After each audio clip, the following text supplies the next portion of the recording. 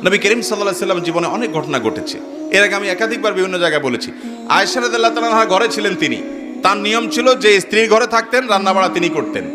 অন্য স্ত্রী এক বাটি খাবার দিয়ে একটা কাজের মেয়েকে পাঠাইছেন, খাদ্দামাকে কৃতদাসীকে পাঠিয়েছেন এক বাটি খাবার দিয়ে, তরকারি দিয়ে ধরেন। তো ভালো বুড়া রান্না করেছেন, রাসূলের জন্য পাঠাইছেন।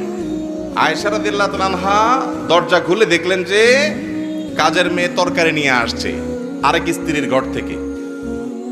তো এই টাইমে যে কোনো মানুষই, যে কোনো মহিলারই মাথা গরম হওয়ার কথা, আমার বাসায় আজকে উনি থাকবে, আমি যা খাওয়াবো, তুমি আবার ওখান থেকে এক বাটি দিয়ে ভালো হওয়ার চেষ্টা করতেছো। উনি বাটিটা ধরে ছুঁড়ে ফেলে দিলেন। বাটির সব তরকারি তো গেছে গেছে, বাটিও দুই টুকরা হয়ে গেছে। এই দৃশ্য নবী করিম সাল্লাল্লাহু আলাইহি ওয়াসাল্লাম দেখার পর উনি বাইরে হয়ে আসলেন, যা উঠান থেকে নিজের হাতে সে ভাঙা বাটিটা নিয়ে আসলেন। আনার পর একই শেপের একই ধরনের আরেকটা বাটি এই ঘরেও ছিল, আসলে তার ঘরে।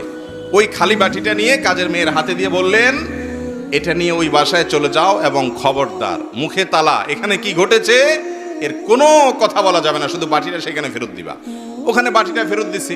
যিনি পাঠিয়েছেন তিনি মনে করেছেন যে কি, যে তরকারি রেখে কত সুন্দর করে ধুয়ে সাফ করে আবার বাটিটি দিয়েছে, তিনি অনেক খুশি। এই হাদিস বর্ণনা করার পর কোন মুহাদ্দিস, কোন হাদিস বিশারদ, কোন হাদিসের শেষে এটুকু অতিরিক্ত বর্ণনা করতে পারেন নাই যে নবী করিম সাল্লাল্লাহু আলাইহি ওয়াসাল্লাম আয়েশা তাআলাকে ডেকে দুই চারটা ধমক দিয়েছেন।